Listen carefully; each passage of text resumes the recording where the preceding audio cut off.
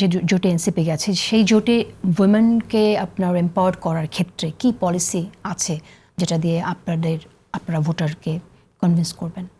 দেখেন, জোটের যে ইশতেহার সেটি তো আসলে জোটের সবাই মিলে হয়তো একটা ইশতেহার দিবে, তো সেই ব্যাপারে ইলেকট্রাল জোট, সুতরাং আপনি তো ইলেকশনের ক্ষেত্রে আপনার ইশতেহারটা সামনে আনতে হবে, সেই জন্য জানতে চাই। না, সেখানে হচ্ছে অবশ্যই সেই জোটের ইশতেহারের হয়তো কাজ চলছে, সেটার ব্যাপারে আমার অবশ্য একটু কম জানা। আমি জোটের ইশতেহার ছাড়া আমার যেটা এখন ওয়ার্কিং এরিয়া সেটা হচ্ছে যে আমাদের দলের ইশতেহারটি আমরা বানানোর প্রক্রিয়ায় আছি, এবং সেখানে আমরা সবচেয়ে গুরুত্বপূর্ণভাবে যেটি মনে করি সেটা হচ্ছে যে নারীদের, দেখেন, নারীরা যখন আমরা রাজনীতিতে নিয়ে আসার কথা বলছি, কিন্তু তারা আসলে কেন আসবে?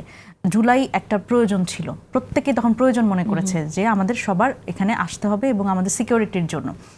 এখন নারীদের সবচেয়ে বড় ইনসিকিউরিটি হচ্ছে তাদের আসলে ইনকাম জেনারেটিং অ্যাক্টিভিটি, মানে তাদের তো কোনো একটা কিছু ইনসেন্টিভ দেখাতে হবে, যেই কারণে আসলে তারা নিজেদের রাইট বেসড কথাগুলো বলবে। সুতরাং সেই জায়গা থেকে নারীদের তথা আমরা তরুণদের কর্মসংস্থানের কথা এর উপরে বেশি জোর দিচ্ছি, সেখানে নারীদের অনেক বেশি এগিয়ে আনার ক্ষেত্রে আমরা জোর দিব, এবং যাতে করে আসলে নারীরা নিজেরা যখন ইন্ডিপেন্ডেন্ট হবে তখন তাদের এই ডিসিশন মেকিং এবং রাজনীতি করার ক্ষেত্রে তাদের একটা ইন্ডিপেন্ডেন্স ক্রিয়েট হয়, সেটা তো খুব দুঃখজনক। প্রথমত মানে ভোট বাড়ানোর ব্যাপার, কারণ যে নারীদের কথা আসলে আমরা শুনতে পাচ্ছি তারা ঘরে ঘরে গিয়ে নারী যারা আছেন ঘরের, তাদের মায়েদের, বোনেদের, তাদের মোটিভেট করছেন যে যাতে আসলে দাঁড়িপাল্লায় ভোট দেওয়ার ব্যাপারে।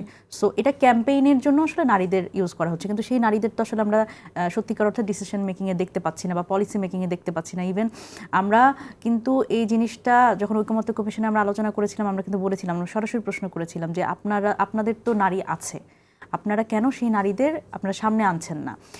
এমনকি যে কোনো একটা আমার কাছে খুব অবাক লাগে এবং এটি খুবই দুঃখজনক। আমি আসলে সম্মান রেখেই বলতে চাই যে মানে জামাতে ইসলামের আসলে যেই বিভিন্ন অনুষ্ঠান, সেই অনুষ্ঠানেও আমরা নারীদের আসলে দেখতে পাই না। ইভেন আমার একটা সুযোগ হয়েছিল ইফতার অনুষ্ঠানে যাওয়ার, সেখানে আসলে ইনভিটেশন পাওয়ার, তো আমাদের দল থেকে আমি সহ হাসনাত আব্দুল্লাহ আমরা গেছিলাম, কিন্তু আমি খুব আহত হয়েছি, একটা ইফতারের অনুষ্ঠান আমি সেখানে কোনো নারী দেখতে পাইনি।